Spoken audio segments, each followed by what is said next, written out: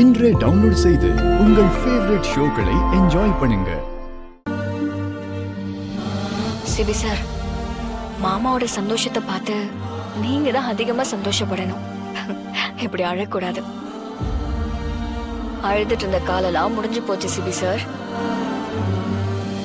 எனக்கு என்னமோ மாமாவை பாக்குறப்ப ஏதோ சின்ன குழந்தைய பாக்குற மாதிரி இருக்கு.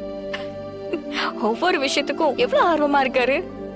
அதுவும் உங்க கூட இருக்கிறப்ப அவர் சந்தோஷத்துக்கு அளவே இல்லை தெரியுமா? அதுவும் நீங்க அந்த போனை கொடுத்த உடனே அத கையில வச்சுட்டு எவ்வளவு சந்தோஷமா இருந்தார்ல, பாத்தீங்கல்ல? ஆமா தமிழ், அவரோட சின்ன சின்ன ஆச்சரியம் எல்லாம் எனக்கு ரொம்ப பெருசா தெரியுது. இத்தனை நாளா நான் அவருக்கு நல்ல புள்ளையா இல்லாம போயிட்டேன்னு ரொம்ப வருத்தமா இருக்கு தமிழ். சிபி சார், அப்படிலாம் இல்ல. நீங்க ஒரு பெஸ்ட் சன்னு நிரூபிச்சிட்டீங்க. அது மாமாவுக்கும் தெரியும். ஏன், இந்த வீட்ல இருக்கிற எல்லாருக்குமே தெரியும். உங்களோட ப்ராப்ளம் என்ன தெரியுமா? உங்க மனசுல நிறைய பாசம் வச்சிருப்பீங்க. ஆனா அத எந்த விதத்துல வெளிக்காட்டணும்னு உங்களுக்கு தெரியாது. வெளிக்காட்டாத அன்பு யாருக்குமே புரியாது சிபி சார். நீங்க இனிமேலாச்சும் கொஞ்சம் ஓப்பனா பாருங்க. மனசுல இருக்கிற அன்ப அம்மா, தங்கச்சி, ஜனமானு இந்த வீட்டுல இருக்கிற எல்லார்கிட்டயுமே காமிங்க.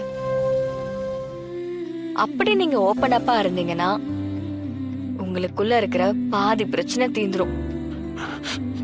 தமிழ், இதுக்கு முன்னாடி இத பத்தி யாரு சொன்னாலும் அதை ஏத்துக்கிற மனநிலைமை எனக்கு இல்லவே இல்லை. இப்ப என் கண்ணு முன்னாடி பார்க்க பார்க்க நீ எப்படி இருக்கேன்னு நிறைய விஷயங்கள் பார்த்து பார்த்து என்னை நானே மாத்திக்கணும்னு நினைக்கிறேன். என் கூட இருக்கிறவங்க எல்லாரும் என்ன மாதிரிதான் இருப்பாங்க. ஆனா உன்ன மாதிரி ஒரு பொறுப்பான பொண்ண நான் இப்பதான் தமிழ் பாக்குறேன். நீ சரியா இருக்கிறதுனால நானும் சரியா இருக்கேன் போல. உனக்கு நான் ரொம்ப நன்றி கடன் பட்டிருக்கேன் தமிழ். என்ன நீங்க புரிஞ்சுக்கிட்டாலே என்ன நீங்க ஏத்துப்பீங்க சிபி சார். அதுதான் இங்க நடக்கிற எல்லா பிரச்சனைக்கும் ஒரே தீர்வாகும். தமிழ், இந்த போட்டோவை பாரு.